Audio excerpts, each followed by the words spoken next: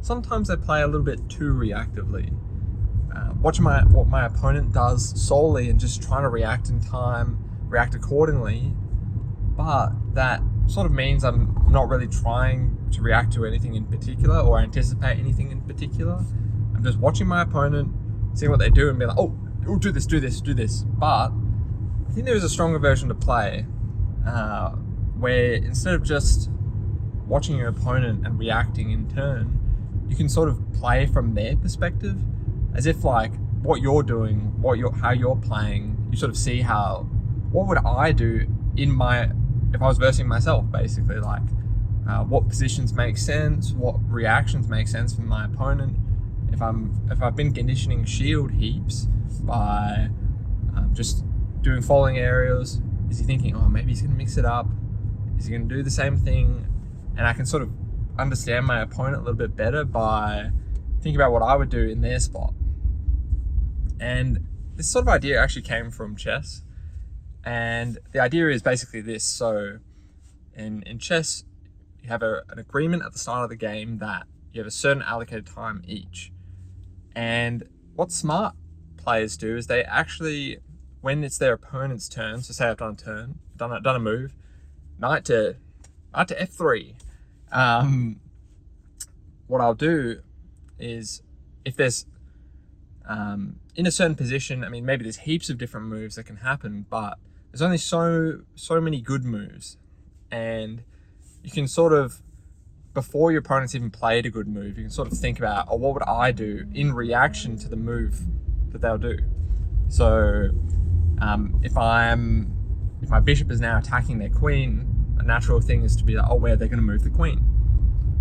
Or if I check them, I might think 1 move, 2 moves, 3 moves ahead in sort of a forcing way. Like if they can only do 1 or 2 things in this spot, how am I going to react to that next one and that next one and that next one? So you sort of plan a little bit ahead, so that when these situations actually show up, so they've been thinking on their time, running down their own clock, and suddenly, as soon as they've done their move, you're doing your move. So now the foot is back in, or the shoe is back in there. I didn't think about that analogy. The ball is back in their court. That's a better way to put it. So again, they've had less time to think about it. So now that they've done their move, you've done a move quickly, and now they have to think again. That gives you another chance to sort of think what you want to do. So that's the sort of way to sort of build up a time lead, build up a momentum lead. And I think something similar happens in Smash Bros. So, I mean, it's not as clear cut, I'd say, because in chess there's only so many moves. I mean, your bishop can't move in columns or horizontally, or rows, for example. It can only move on the diagonal. So I guess there's more of a restriction on what each chess piece can do. But in a similar sort of way, like when someone's in the corner, there's only so many things that they can do. So it's when their options are sort of limited, you can sort of see what they're doing, gather information on like how they are by comparing what I would do in the situation. Would I just stay in the corner? Would I try to burst my way out? Would I jump up, play a little passive, and then come back in, try and mix up my timing? And I think that's pretty useful to sort of get into the mindset of the opponent, see how they're playing, and you can sort of react accordingly from there. So yeah, that's what I'm thinking about going to today's tournament. The other thing I will say is, actually based on last week's combo reroutes video, something that came to my attention again is to use the smoke. So there's these little effects in Smash Bros that sort of go under the radar. One of them is the double jump circle. So if you're comboing someone, you see that little circle just under them as you've hit them. Well, that means you've taken the double jump, which is useful. People often miss when they've been spamming jump, and then they get hit a couple more times, and they're like, oh, where'd my jump go? But you got to be looking for those visual cues. Another useful one is to look at the smoke. So player 1 will have blue smoke, player 2 will have red smoke, or the other way around, can't remember. Whoever's red or blue in the select screen. And as you're comboing them, rather than trying to follow the actual character, it's sort of useful. What I found is it's useful for my eye line, that when I hit them, I just follow the smoke to where they are. So So it's kind of more of a smooth way to follow your opponents. A little bit less discontinuous or as abrupt. You don't have to like quickly be like, oh, where they go. You can sort of just track the smoke and use that to sort of guide where you're going. So if I'm tracking DI when I'm doing my combos, I can sort of see where the smoke's leaning to and then react a little bit better from that. Anyway, that's it. So off to College Dropout number 87. I will catch you guys after. See ya.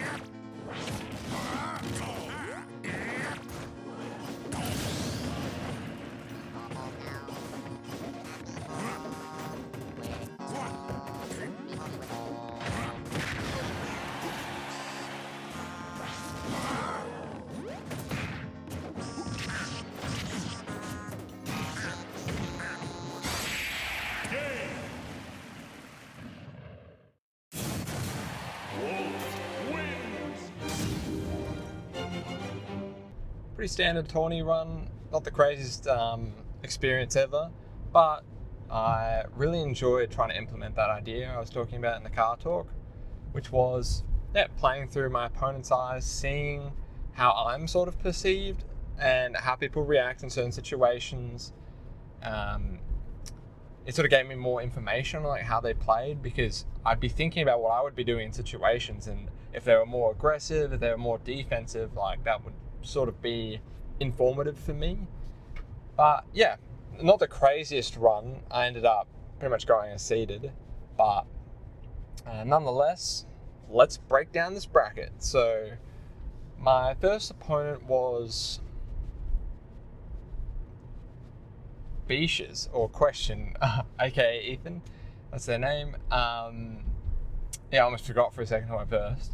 That was a really close set. So we were back and forthing. I ended up beating them 2-0 last time we played. That was actually our first instance of ever playing versus each other.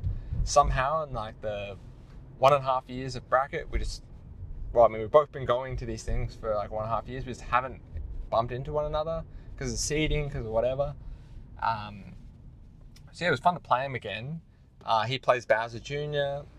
and I don't know. It was just good and neutral overall. I ended up expending the waft game 1 because he was side being from the ledge, and thought I could just break the super armor. I was in the spot, but Bike sort of does the same thing. I assume this is what Bowser Jr.'s cart does. I don't know, but because he was side being, he sort of lost momentum. He started to fall a bit harder. I think that's what happened, because I just sort of full hopped to catch him with a waft, but he ended up just falling under, and I was a little grim. He ended up closing out with a up smash out of, oh no, he got an F smash on my neutral get up. That's how he closed out. Yeah. Game 2, I think he did a better job picking up the Koopa. Like, you dash, then press A during your dash to pick it up, or dash attack, or do an area to pick it up. Just doing a better job of using that against him. And I think I was just doing a better job picking my timings. He's kind of like a timing-oriented player. Like, he loves the shield grabs, he loves to up smash out of shield. So he's someone I can sort of like, when I was playing from his perspective, I'd do something I consider pretty safe.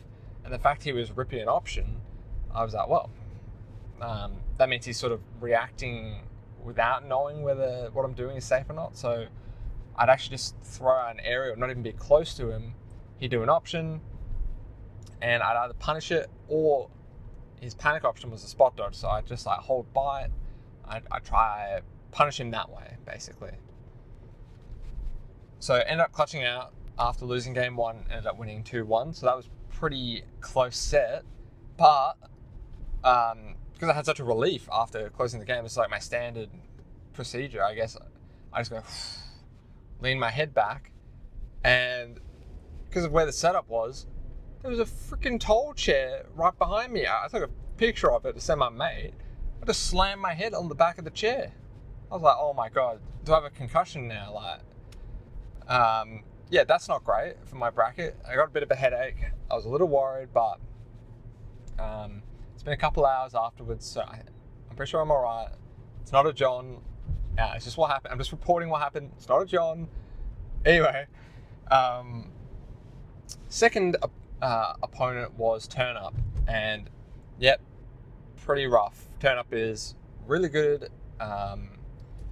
He got 3rd in the PR, I think, last season, and I mean, he used to be one of the best players in the scene. So, but he's kind of not trolling, experimenting, let's just say, with different characters. Not really playing his main, which is Diddy Kong. So today he was playing Brawler. Not the easiest matchup for Wario, I'd say. Brawler kind of has some crazy combos. I think I was doing a good job just mixing up my neutral, playing slow against him, finding my hits, but yeah, he would just convert really well off combos. He would get like thropper stuff, up Bs that killed off the top. I was like, yikes, yeah, that's not great to die so early. But yeah, I think I was doing a good job. Like, he'd just do like really nairs that sort of coming high. I mean, Nair is kind of safe on shield if you hit it at its lowest point, but because he's doing it sort of a little bit higher, I can up B out of shield. That's usually my standard thing to deal with that. Maybe Nair, but he can kind of crouch under that, and Fair as well, he can kind of crouch under that, so I kind of like up B out of shield as a punish. That's one of like Wario's most reliable options, I think, in that situation.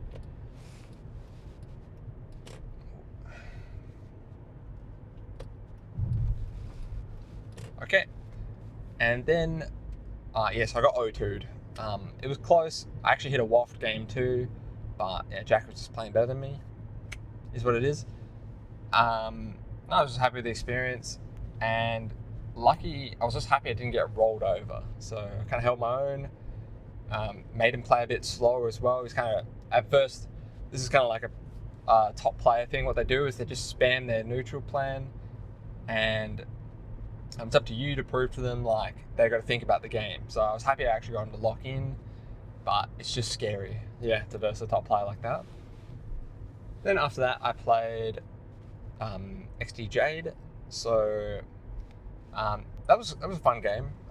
They played Hero first, and yeah, I was just doing a good job staying in that range where I was like just outside menu pools, side B, that sort of range. That's where I like to be with Wario. So you can sort of pressure the menu, but you're not over committing into like being really close up. And yeah, I was kind of overwhelming Jade, I think, with like where I was, how I was mixing things up, and Hero's not really their main anyway. They end up playing their main Kirby second. So I used to actually really struggle with Wario versus small characters, and it's because you're sort of playing that same game of like brawling, being in that similar zones, but like, for example, Kirby has better combos than Wario does. Like, Wario needs very specific hits. His Nair will sometimes just go over the top of Kirby, so the rising areas aren't the most reliable against these characters. So yeah, what I ended up realizing was Wario actually has more range in these like brawler small range characters. So I can actually outrange Kirby with my back air. F tilt, down tilt's really good as well. And my goal is sort of just get under Kirby, and then I can get up airs because they're really slow in the air. Or get them to commit to a down B and then punish it. So that's sort of my game plan. Ended up doing well.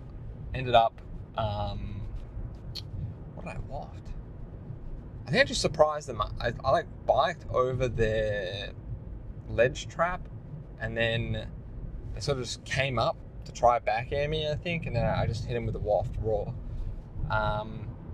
Yeah, kind of overwhelmed Jade a little bit, but is what it is. Then after that, I played Croc and Nardo. So originally I was going to play Bunk if Bunk beat Croc, but they had a really close set. He barely lost, which kind of sucks too, because actually, a little sidetrack, but it's actually Bunk's last tourney, because this is the last game of the season. It was his last tourney, and it would have been cool if we got to play, but it is what it is. Croc played really well into Bunk, and yeah, did some friendlies with Bunk, wished him well, and yeah, I'll see the guy in 2 months, 2-3 months. Anyway, so Croc was playing DK into Bunk's Cloud. He played DK first into me. Oh my god, excuse me. I was doing a really good job, just weaving around the hitboxes, getting big combos, making my advantage really count, just taking really weird combo routes. That's the combo reroutes. Like I just get Nair 1-2, full hop, Nair 1 on the platform, down tilt, fall through, chomp, I just go crazy. It was fun. Got bike to hit his up B, it was down airing his up B, and I can't remember how I hit the waft, but I think it was just, I think he was trying to, oh no, this is the big punish. He like up B'd out of shield, and then I just full hop, drifted over, and then got the up air into double jump waft. So that was sick to hit. But then he switched up to ZSS, which is pretty tough, I'd say, for Wario. Like we're both sort of playing the hit and run game, but I find ZSS is a bit harder to hit for Wario than ZSS is to hit Wario. ZSS doesn't, isn't the craziest with the combos, but I think a bit more consistent with the combos than Wario is. Croc was playing well. I couldn't really keep advantage state either because they can really down B over the top of my ledge traps. When I got Bike is a saving grace in that matchup. Like cuts off the aerial range, can sometimes prevent them from doing the down B as well. And yeah, just really close game one. So game two, I won game one against the DK. Game two was really close, and then game three also was really close, but unlike game two, where like they sort of had the advantage and closed out, game three, actually I had the advantage. They were at 140%. I was just struggling to find the kill, but I've been really patient, thinking about using the half waft. I'd already used a full waft on them. But they did a back throw on, back throw must have been, and they put me in a tech chase situation where I like tech rolled out, and they must have had a feeling I was going to, so they rushed all the way up from my tech roll, got a down smash on my tech roll, right at the edge of the ledge, up B'd me, killed me at 80, which I was like, oh man, not like this. That was such a close set, and yeah, just didn't end up winning. It's just the way it is. Wario's really hard to kill sometimes, and yeah, just one interaction going a little bit different, would have won. That's just how bracket is, that's life. And yeah, I was really happy with the idea I had for today, and I was happy. It's just a new thing. I wasn't used to sort of thinking about how my movement was experienced from my opponent. Like just seeing things from their eyes, and it gave me better information about how they were playing, and yeah, it's kind of just a cool idea. So that's it for me today. Might take a break for off week, might not for the new season. I'll see. Just see how I'm going with the uni and stuff. But yeah, thanks for watching, everyone. I'll catch you around. Yeah, see you next Monday maybe.